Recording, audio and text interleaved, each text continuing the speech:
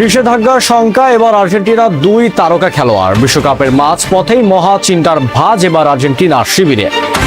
টানা দুই জয়ে এক ম্যাচ হাতে রেখে বিশ্বকাপের নক আউটের টিকিট কনফার্ম। দল রয়েছে উড়ন্ত ফর্মে, তবুও হুট করেই মাঝ আকাশে দেখা দিল এক কালো মেঘের ছায়া। হ্যাঁ বন্ধুরা, অস্ট্রিয়াকে 2-0 গোলে উড়িয়ে দিয়ে উৎসবের আমেজ আর্জেন্টিনার শিবিরে। ঠিক তখনই আড়াল থেকে সামনে এলো এক মহা বিস্ফোরক ও দুশ্চিন্তার খবর। বিশ্বকাপের মাঝপথে এক চরম কৌশলগত সংকটে পড়ে গেছেন মাস্টারমাইন্ড কোচ লিওনেল স্ক্যালোনি। এবার নিষেধাজ্ঞার চরম খড়গ ঝুলছে আর্জেন্টিনার দুই প্রধান তারকা খেলোয়াড়ের ঘাড়ে। ফিফার একেবারে নতুন এবং অত্যন্ত নিখুঁত এক নিয়মের বেড়াজালে পড়ে কপাল পুড়তে পারে আলবিসেলেস্তেদের। জর্ডানের বিপক্ষে গ্রুপ পর্বের শেষ ম্যাচে যদি একটা ছোট ভুলও তারা করে বসেন, তবে নকআউট পর্বের সবচেয়ে গুরুত্বপূর্ণ বাঁচা মরার প্রথম ম্যাচেই দল থেকে চিরতরে ছিটকে যাবেন এই দুই স্তম্ভ। কে এই দুই তারকা যাদের নিয়ে স্ক্যালোনির রাতের ঘুম হারাম হয়ে গেছে, আর ফিফার কোন নতুন নিয়মের কারণে এই মহাচিন্তার জন্ম? চলুন এই ভিডিওতে আর্জেন্টিনার এই নতুন সংকট এবং স্ক্যালোনির গোপন প্ল্যান বি এর নিখুঁত ব্যবচ্ছেদ করা যাক। তাহলে দেখতে থাকুন।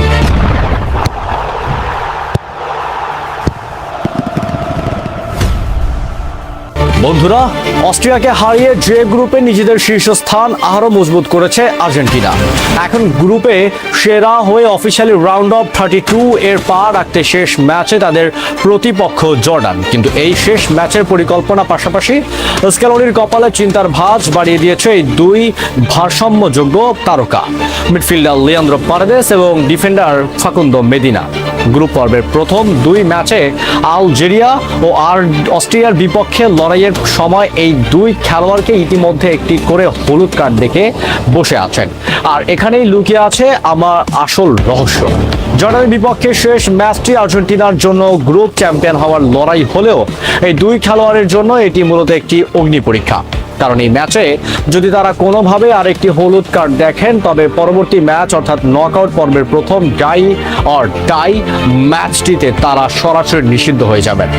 অনেকে মনে করেন প্রশ্ন জাগাতে পারে, ফিফার এই হলুদ কার্ডের নিয়মটি আসলে কি? মূলত এবারে বিশ্বকাপে ম্যাচের সংখ্যা বেড়ে যাওয়ায় ফুটবলের সর্বোচ্চ নিয়ন্ত্রক সংস্থা হলুদ কার্ড ও শাস্তির নিয়মে বড় ধরনের পরিবর্তন এনেছে। নতুন নিয়ম অনুযায়ী জমে থাকা হলুদ কার্ডগুলো দুটি ধাপে বাতিল বা শোধন করা হবে। প্রথম ধাপটি হলো গ্রুপ পর্ব শেষ হওয়ার পর যখন নক আউট পর্ব থেকে শুরু হবে, তখন আগের কার্ডগুলো আর কার্যকর থাকবে না, অর্থাৎ কার্ডের হিসাব নতুন করে শুরু হবে। এরপর কোয়ার্টার ফাইনালে শুরুর আগেও খেলোয়াড়দের কার্ডের হিসাব আবারও নতুন বা ফ্রেশ করা হবে।